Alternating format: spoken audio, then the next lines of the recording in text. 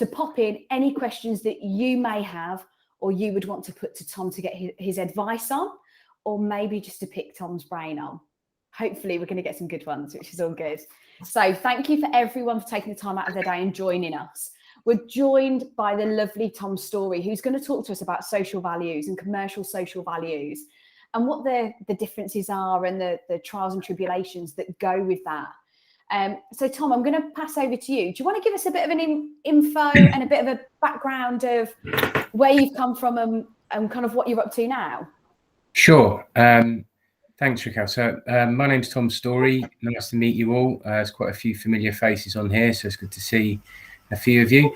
To give you a bit of my background, I first sort of became involved in this type of work when I was an operations director at Lend-Lease, and a big property company. I was ops director within sustainability, which covered carbon, waste, material use, and then all the socio-economic elements of sustainability, which for Lend-Lease at the time was around apprenticeships, local employment, community investment, well-being, that whole kind of broad range of social value or social impact topics. On leaving Lend-Lease, I set up a company called K10 that provides apprentices within the construction industry. It's called an apprenticeship training agency. And that was where I started to have much more engagement with lots of different developers and main contractors and councils to kind of get a better sense of what social value or social impact meant for them.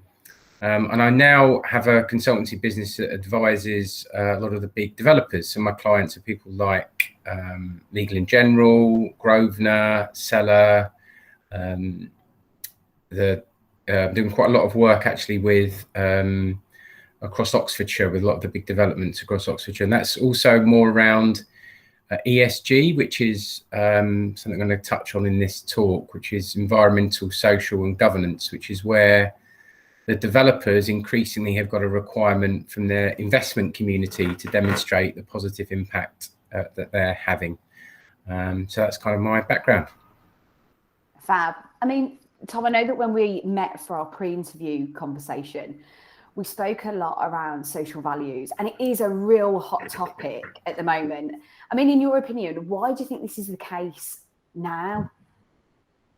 Yeah, I mean, I think you're right. It's kind of social value or social impact or ESG is something that most of the development and construction sector are aware of and are now discussing regularly, and it's always reflected in dialogue with people in the industry.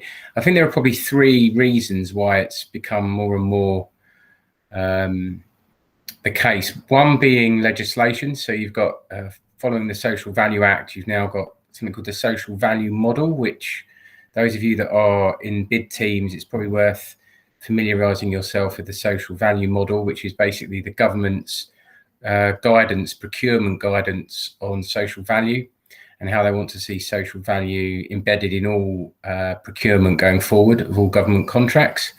So you've got that kind of legislative driver. You've also got it from a financial and investment community driver. So all of the developers that I work with will now have these ESG considerations, environmental, social and governance considerations, which are not really linked to securing planning. It's not a Section 106 or a planning obligation. It sits much broader than that around the positive impact their organisation is having, which is then tracked by the investment community. So people like Aviva or the big pension funds are increasingly looking at the investments that they make and the organisations they invest in demonstrating the positive impact of their investments. So there's now a greater level of kind of transparency around, well, what is that investment doing? How is it benefiting society? And how is it kind of having a bigger impact? So they're the two big, but I think the third thing is this societal change, really. I think people just want and expect to work for businesses that are having a positive impact. So I think if you're looking to attract or retain talent, you need to try and take social value seriously because it's something that your employees are going to expect. But I also think there's something around the movement towards businesses having a positive impact in society is a trend that I don't think is going to go backwards. I think it's set to stand. I see Roy's got his hand up. I don't know what you want. Do you want to take questions throughout? Is that, I'm happy to You can do whatever you would like. Oh, okay. Dave's saying we'll take them at the end. Are you okay to wait till the end, Roy, or is that okay? Great, thanks. So it sounds, I know that you're kind of really, really well educated on social values. And it sounds, when you kind of explain it to me, and I'm still learning here, that it's a big commitment. I mean, kind of what commitments do you think businesses need to take into consideration when they're going into this arena and they're tackling it? What would you advise? Yeah, I think that's a good question, because the reason I keep referring back to the social value model for someone that's new to this topic, it's quite a useful guidance note that the government has produced, because it not only outlines what the government means by social value, but it also has illustrative examples of what businesses could or should be doing in that regard. And I think, as you know, a lot of what I do is often mark the bids written by main contractors to the developers that I'm working for. So I'll often see where organisations have got a real depth of understanding or expertise on a particular topic, but similarly you can see where there's sort of areas of weakness, or isn't there really the depth or understanding in the organisation. So I think the areas that cover social value are around things like employment and training. They're around health and well-being. They're around diversity, equality and inclusion. They're around, COVID, the response to COVID. That's also a specific question. So one of the challenges for organisations is it's so broad. It's important to focus on the things that genuinely your organisation has a real expertise in, or a credibility around, or a passion for. So subjects that that you, in essence, deliver on as an organisation. Yeah, I think that's the key thing, really. It's this delivery, and increasingly the culture's changing. I've used the phrase before with colleagues around things moving out of CSR and into HR. So things not being in comms and marketing, but being more embedded in the governance of the organisations. And I think that's probably what's happening, is that often, and I know when we spoke, you'd mentioned that a lot of the people answering the questions around social value would often struggle to know the answer to the question because they weren't really clear what their organisation was doing. And it could well be that they weren't doing anything in that regard. And I think that's where, rather than this being the responsibility of the bid manager or the people writing the bids, it's a whole company-wide approach. You need to embed why these priorities are important to the organisation, and it needs to be clearly articulated to the whole team and to all the colleagues, and also to the supply chain. I think that's the other thing that's kind of really evident for me, is the organisations that do really well in this take a whole supply chain approach. Well, this is it, isn't it? And I know that, I mean, we've discussed this before in our pre-interview kind of catch up and chat. And I know that you get involved in marking bids, submissions from clients on a kind of end user basis. I mean, how do you critically look at something, and how do you mark a bid submission around social values and the commitment around that? What do you look for? Because I know that there's a lot of bid professionals on this call that are thinking, right, are we answering how we should be answering? And I mean, what do you look for? Yeah, I think that's a good question, actually, because there's always a very clear methodology around scoring any bid, which will probably put the team's mind at rest to wondering how people are scored in that. So there's always a really clear criteria about how people will score on a bid. But I suppose there are kind of three areas broadly. One is, which sounds obvious, but answer the question. And I say that sounds obvious because often you'll see an answer, the question that is posed isn't answered. Basically what will happen is the organisation will just put over their version of what they view as important rather than answering the question. And very often the client has been very specific around why they've asked that particular question. So I think that would be the first thing. You'll always score poorly if you don't answer the question. And what I mean by that is really try and understand what the client is looking for and what value they want from that response. That's the first thing. The second thing is having evidence or examples of where you've actually delivered on those sort of promises in the past, if you like. That's the other thing that I think you see the difference between people that score well and the people that don't, is where there's real tangible evidence of previous delivery. I think that's really important. And then the third element, I suppose, is just exceeding expectations and maybe doing a bit more research into the analysis of the need. And what I mean by that is, for all of the clients that I work for in all the geographical areas that I work within, the need is always different. And actually understanding what the need is in that particular specific geographical area or for that specific client is the key to scoring well, really. Just putting some sort of additional work into understanding the need. So it comes back to really, we've spoken about this before, it's about understanding the client and who you're dealing with. And I'm guessing that would vary if it was a government, let's say a council, or if that's going to be an end user for luxury property or anything like that. You've really got to focus on the language that they use. And how would you do that, Tom? How would you know what the client wanted? Like mind read, I guess. Well, I think a lot of this is about kind of building long-term relationships with the clients as well. And I think you're always best placed to understand what a client needs at a point they're not in a tendering process.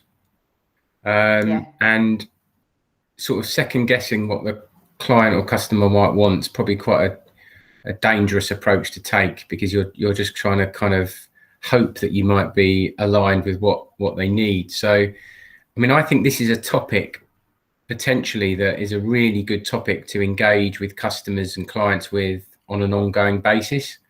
Right. And to try and understand what their priorities are, why they are their priorities, and how as an organisation you can best support that. Because I do feel for the people writing some of these bid submissions often, because they have a whole host of different requirements and expectations that the client will throw at them, and it might be the first time that they've been aware of that. So I think a lot of this is about building trust and long-term relationships, and the other sort of element is being clear on what type of work your organisation is looking to win, and whether you're best placed to win that work, and if your values are aligned, and if you're kind of what your organisation is looking to do meets those broader aspirations. A lot of the big developers have got ESG strategies that are in the public domain, and they also have kind of their report and accounts, which will give you insights into where their priorities are. But I think often it's the relationships that can be built up through communication and understanding that's probably stronger than just reading through reams and reams of sort of information on the internet. Yeah, I think this is the thing, because I'm definitely seeing it with a lot of our clients, that they're now starting that shift of having a dedicated, embedded social value team or manager. Do you tend to find that people that have those dedicated, focused people within their organisation tend to score better because there's a better understanding and they've got a specialist in their team? Because I know big teams, you have a lot to consider, don't you? You've got timescales, you've got working with larger people within your organisation. Are you seeing that from a perspective of people with a social value manager? Do you see the benefit there, or? Yeah, you can certainly tell when you review bids where an organisation has got a whole team in place or a depth of expertise. The only thing I would say is that in some respects, the kind of delivery of social value and social impact has to be across the whole organisation. And I think the thing that's probably the most important thing for either social value people on the call or also for the bid team is for not just to see this purely as your responsibility. And that actually, the more you can align the planning, the procurement and the delivery of those objectives across the organisation, the better, because I think that's where you have a much more sustainable approach when it's something that the entire organisation. So for example, in terms of from a governance perspective, what role the commercial director has in terms of social value and social impact is crucial. If you have a kind of balanced scorecard approach to the commercials that says, actually, we are valuing what we're doing in this regard around social value, not only because it's the right thing to do, but also because we recognise it's something that's aligned with our clients' values. Yeah, that's quite an important commercial consideration for the CEO and the commercial team to take, that they're actually investing in this activity rather than just seeing it as something they have to do to answer questions. Yeah, I mean, it comes back to the, like, which you said earlier, actually, you touched upon it. These are big commitments that any organisation who wants to cover or specialise in social values, it's a huge commitment. I mean, from your perspective, there are going to be people on this call, me included, that look at it and think, it is a huge commitment, because you need to deliver from a client's perspective. You have to write that commitment down and stand by it. What factors would you advise a company that is debating whether to put this social value team, or do you call it a focus? What factors do organisations need to consider when looking at their social value protocol? Yeah, I mean, I think the best place to start is to look at what you already do as an organisation, because the other thing that I think is really evident is often organisations, particularly if they were previously small family-run businesses, will often have a huge amount of social value activity they do, which is kind of a bit taken for granted because it's just what the organisation has always done. And you see this quite a lot in construction, where you've got a very big subcontractor that's a family name often, and that the whole family is for generations has done a lot around social value and social impact. And it's, you know, communicating that in a way that kind of is clear and people are understood. Was the other area where I think there's a big opportunity is where there are gaps. So I remember talking to someone who was doing a bid once, and they said to me they didn't even know how to answer the question, let alone what, you know, sort of to put into the answer. They didn't really understand how on earth they would answer that question, given the knowledge in the organisation and what they do. And that's why I think there's an opportunity. If there are gaps, if there is a area of a work stream or area of activity within social value that an organisation struggles to have a response to those questions, that presents potentially a good opportunity, because that could be an area where the organisation takes a leadership position within the industry, starts to demonstrate best practice, but also then gets to, you know, collaborate with other people in the sector. So I wouldn't see this as like kind of burdensome, kind of more and more things that organisations have to take on board. It's about having alignment with the priorities that your client has, but also ensuring that there's a really clear methodology about how that's delivered through the organisation and more broadly through your supply chain. So potentially with smaller businesses or smaller teams or family-owned organisations, from the sounds of it, this gives them an opportunity to increase their scoring when it comes to a bid. Because like you said, we see a hell of a lot of people doing sponsored bike rides. They get involved in various different activities. This can maybe push the door open a little bit more for the smaller teams to put themselves out there and really increase their brand awareness, maybe, and link with social values. Yeah, so I think you're right. So one good example is employment and skills is a good example. So whether it be apprenticeships or whether it be diversity, equality and inclusion, whether it be supporting people with disabilities, for example, if the organisation decides that's an area of activity that they're going to focus on and prioritise, that can then be demonstrated in bids going forward, that you've demonstrated kind of an expertise in that, and you've got a real clear track record of deliverables. Another one which is really big at the moment is well-being, health and well-being. There's always Massive. lots of focus on that in from a developer's perspective, and so any sort of activity that you can do around health and well-being and how you're supporting not just your employees but your broader contract workforce is also very well received. I think the other thing that's kind of really important is volunteering, and how volunteering then becomes something that you can align a number of different social value deliverables, for example. So planting trees is a good example. It can help you with your carbon offsetting or your carbon footprint, but also can have a way of having integration within project teams.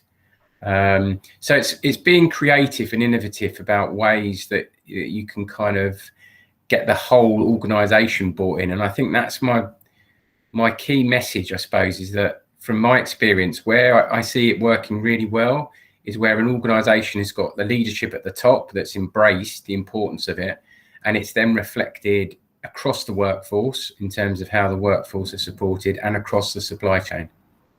Yeah, and I guess it's not necessarily sometimes a financial cost to the business, but it's more a time cost. Generally, like people doing the volunteer work, a company, I know I spoke to Mark earlier about his business does a couple of days per year where they can go and volunteer, be it in a soup kitchen, be it if it's beach cleanup, park cleanup. That still has a huge impact, doesn't it, for the client, and I guess for the workforce as well, that their company is embedding that sort of morale and focus into that sort of area of the business. Yeah, I agree with it. I'm huge onto it, and I know Hobs as a business, we are as well. I mean, I'm going to close off. I know that the government kind of released their guidelines when it comes to social values. I mean, how do you see the industry adapting to the changes that the last 18 months with the pandemic have brought in their social values aspects? How do you think that's going to change? I know you touched upon that earlier. Yeah, so the social value model, the government guidance on social value that's out there, the very first of those themes is actually response to COVID. Yeah. So the reason that's useful, given the people on the call, is that if you haven't seen sort of those questions posed to you in a tender yet, you will do if you're tendering for government related contracts. And some of the illustrative examples that they've outlined talk about things like, well, how can you demonstrate that you've re-skilled people that may have been adversely affected by COVID? And a good example of that is the work that you do, that Hobs do with the 3D Academy, where you could take local people and retrain them to become 3D AR, VR, working in digital engineering in the industry. Yeah, I mean, that's a good tangible response to that question. What are you doing to address people that may have been adversely affected by COVID? We've engaged with the 3D Academy and we're supporting people into jobs in an area where there's a skills gap. That's a good tangible example. And then if you've got a number of those case studies, that becomes something that you can do in the future. And similarly around well-being, because within that theme, they also talk about health and well-being. So, what organizations are doing to support the well-being of their employees or to their broader supply chain. They're the kind of things that I think you need as an organization. The companies that are writing the bids the individuals, should I say, that are writing the bids need to be really clear that this is something that the business has to do their end of the bargain. Yeah. I always think it's quite difficult. And the thing that I think is the biggest weakness is when people just answer questions on bids with what they think the client wants to hear without any evidence that it's backed up. Because I think the culture within social value is going to move, particularly because of ESG metrics around tracking, measurement and reporting.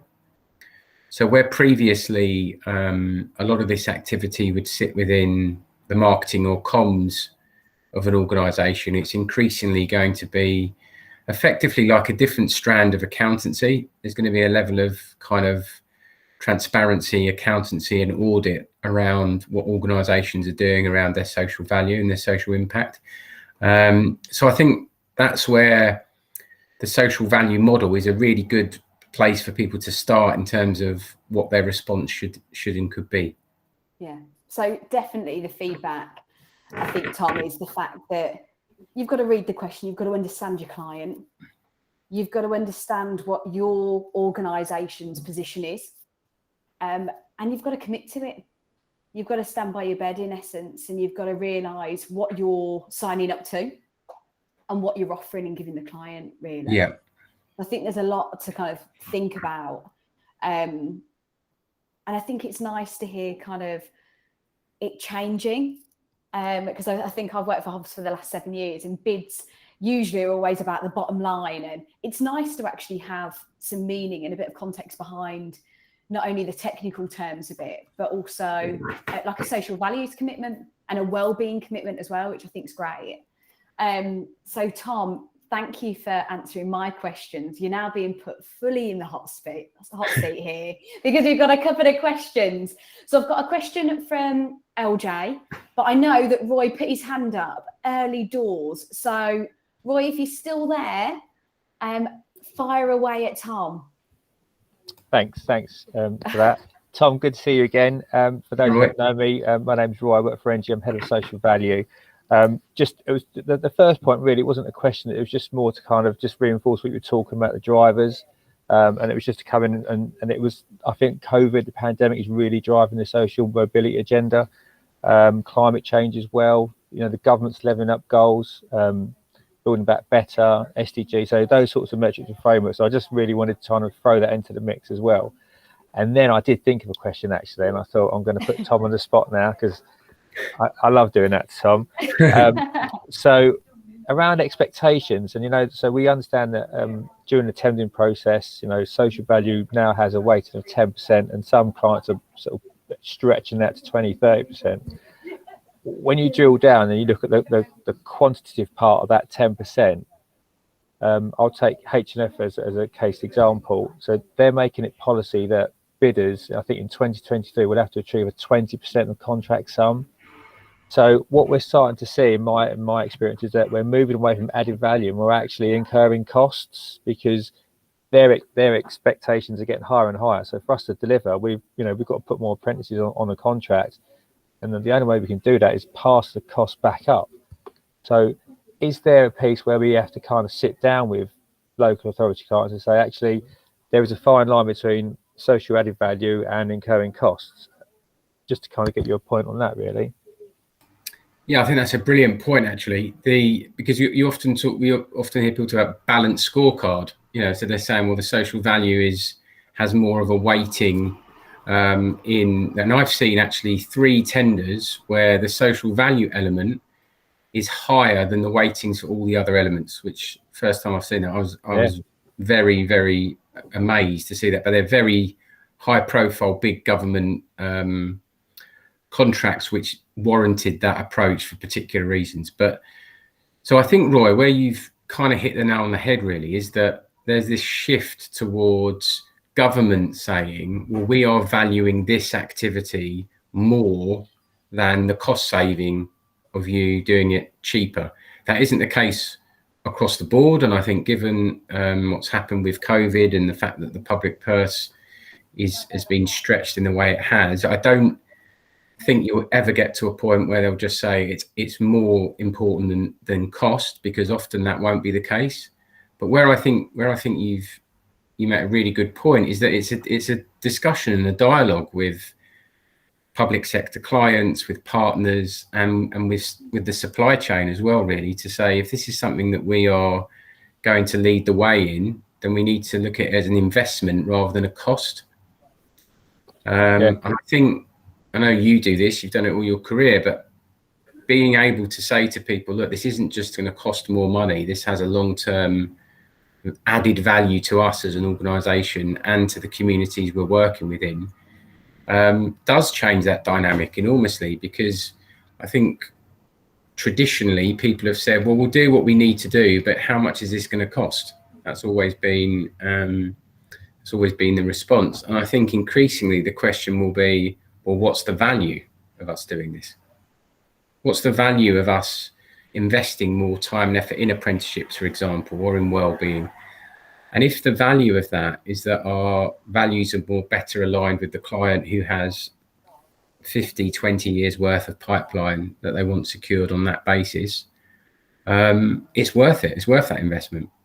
But that isn't the case on every single project. And that's why I think you have to look at every single contract on its merit and how important those priorities are with each client. Because I think the other point you made, Roy, is really very correct, is that everybody talks about wanting social value, but some people get to a point where they say, well, actually, we still want best price. And if the client wants best price over some of these additional things, I think that answers that question, doesn't it? Yeah. Okay. Yeah, and I think as a commercial entity that we need to do a piece of inward facing work as well. So the exec boards are embracing sustainability and so forth. But I suppose there is still and it might come from middle management, but we're all looking at how we can save the business some costs. So I suppose there's some, you talk about embedding sustainability, it needs to be embedded at that level as well. So that's it for me, really. But thank you. No, that's great, Roy. Just one other thing I just touch on, which I think is important, is the other thing around all of this is I don't think you need to only ever assume that the organisation itself has to pay for all of this. The other thing that's really important is, and a lot of the work that I do with my developer clients now is helping them to identify where, do apologise, that's my dog going crazy, where they can secure external funding to deliver against some of these requirements.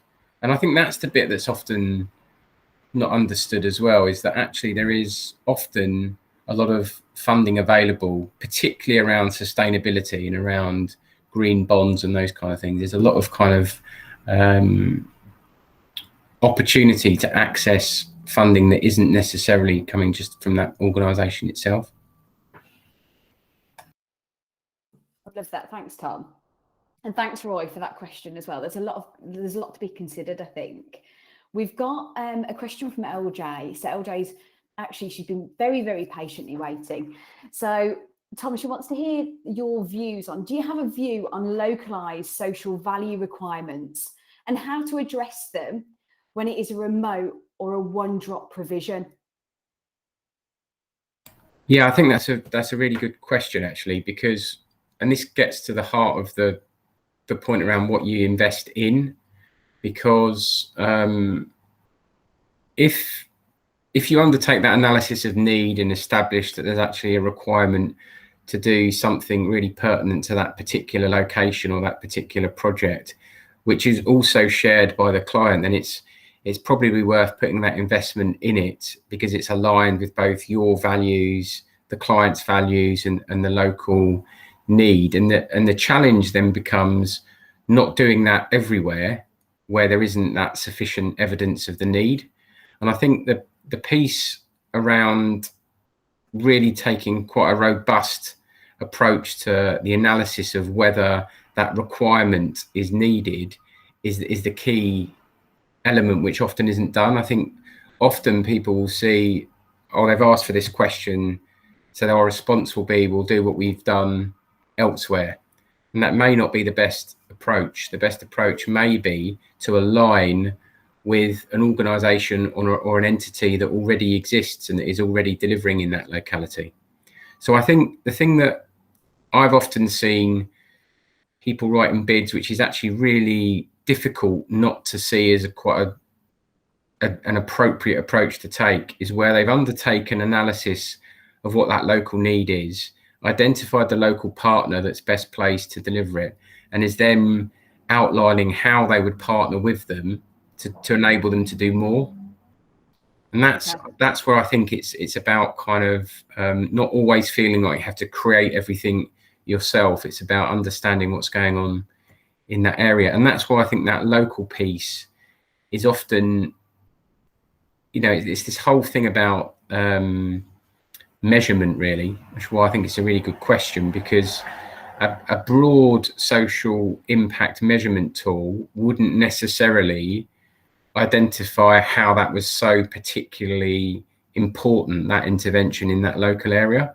But actually all the key stakeholders, the MPs, the councillors and the community would value it considerably. Yeah. Does that answer that question? Yeah. Yeah. Hopefully it does for LJ. But yeah, it definitely did for me. I think it comes back to having the knowledge, doesn't it? And knowing where to get that information from, Tom, and actually understanding social values and the support network that you have got based from local authorities, from the government, the backing of other businesses, definitely. So we've got a question from Mark. So we've got some great questions on here. This is the most lively we've had, which is fab. So Mark's got a question. Will the ESG model and legislative requirement extend to private sector as well as public sector contracts? And if so, who would police the compliance?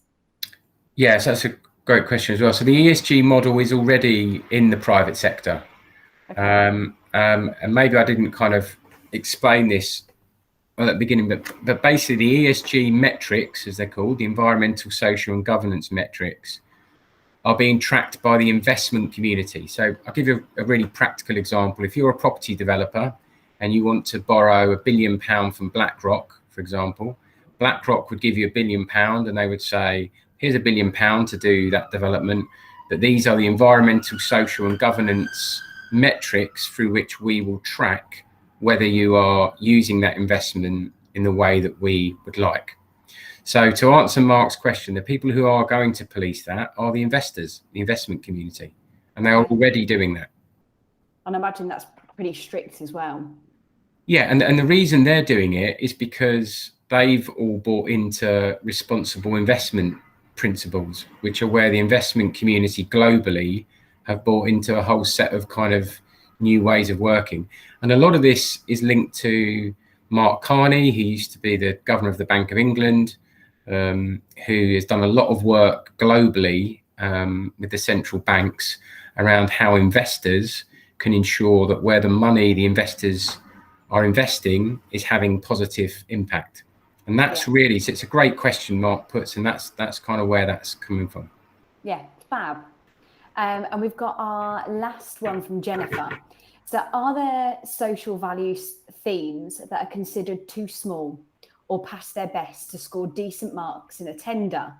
And do clients want to see things that help our workforce? For example, mental health and well-being that doesn't directly provide a benefit to them or the local community? Yeah, I think that's a great question as well. And I think the reason the social value model is quite helpful is it outlines all of these different interventions.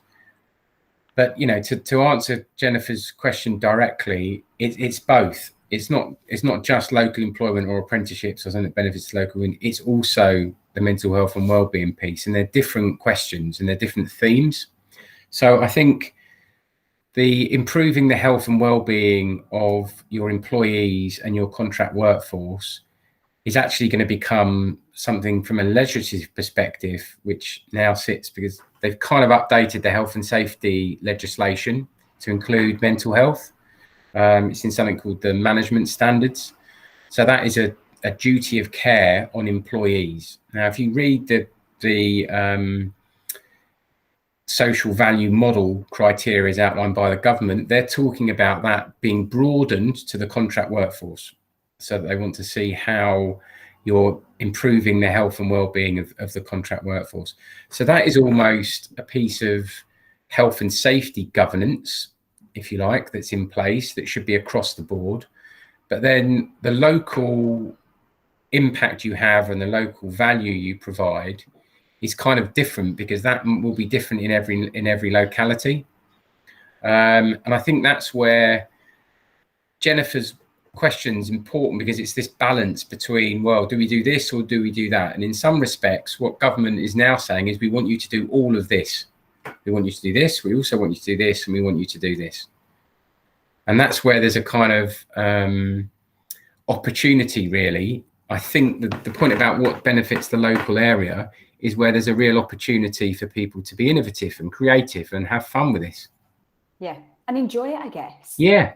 Rather than looking at something like a hoop Yeah. that you've got to jump through, embrace it and just go with it sometimes. Yeah, exactly. And also it is great fun doing all this sort of stuff. And, you know, you give some young person or someone who's 50 and returning to work a job they didn't expect. It's wonderful. You know, the first time I worked with Roy, we did that many years ago. And, you know, some of the young people and older people that I've helped, you stay in contact with. So it's not just the fact that there's all these requirements to do it. It's very fulfilling. You know, you get a lot there's a from lot of value in it, isn't there, Tom? Yeah. That's the long and short of it. There's a hell of a lot of value to bring in people from diverse and different backgrounds. And it's a wealth of ideas, isn't it, I guess? Yeah. For want of a better word. Thanks, Tom. We've got a question from Victoria. Now, this is a question that I actually like, and I'm looking forward to the answer on this one. So how would you differentiate between social values and community well-being? And how would you ensure you don't overcommit when building a social value strategy for a tender? Yeah, that's a great question. So in terms of the question around social value and community wealth building, I think if you are working in a particular area, so let's say a lot of the projects I work on are massive regeneration schemes. So they'll tend to be between 10 and 20 years of duration. So where you're having that kind of impact, that's often why the developer will bring me in to understand what impact they can have over a very long period of time. And that will be reflected in building strong relationships, not just with the MPs and the councillors and the community and the local stakeholders, but also future-proofing what you're doing on the basis of what the community might look like in 20 years' time. So that's where there's a kind of investment in the long term about understanding where the organisation can best be helping build the vision that is shared collectively. Just responding to a tender for an actual this thing of not overcommitting is for me, the important thing is understanding the appetite your organisation itself has. And this is why I go back to, I think it's unfair on people working in the bid team to just be expected to answer to all of these questions. And then if they're not successful, for people to say, well, that didn't work, you weren't successful. Whereas there's an opportunity for people on this call to have dialogue with their colleagues and say, look, we're getting these tender responses back, and this is an area where we're consistently losing marks. And I think as an organisation, we need to look at what we're doing in this regard, how we can improve on it, and how it can become something that is embedded in what we do anyway as an organisation. And then to Victoria's point, what that enables you to do is it's what you do as an organisation anyway. So you make some choices about, well, we will do that and we won't do that, and this is the commitment we make. Because I think her point about overcommitment is a really important one, because not only is that overcommitment dangerous, but also the commitment piece is crucial to build trust. And what you want is you want to be able to say, this is what we'll do, and this is how we'll prove to you we've done it, and this is how we'll track and measure that we've done what we say we would do. And that's how you'll build long-term trust with those clients and get a great reputation, not only with the local authorities, but also with the community.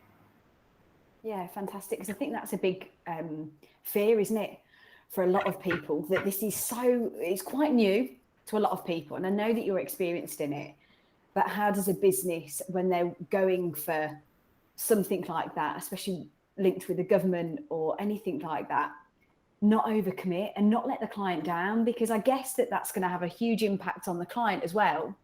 If you do overcommit and you do underdeliver, that's damaging, surely. Yeah. Yeah. I would imagine so. So there's a lot of considerations. And Roy's popped in with the last question. But to break it up, Roy, would you like to ask your question to Tom so we can hear a different voice? Right, okay.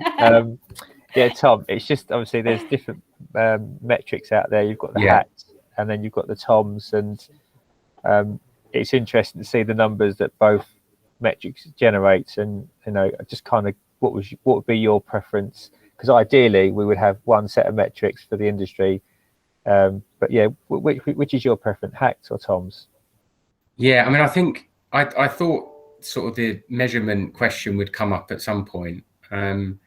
I couldn't be drawn, Roy, on preference, I'm afraid.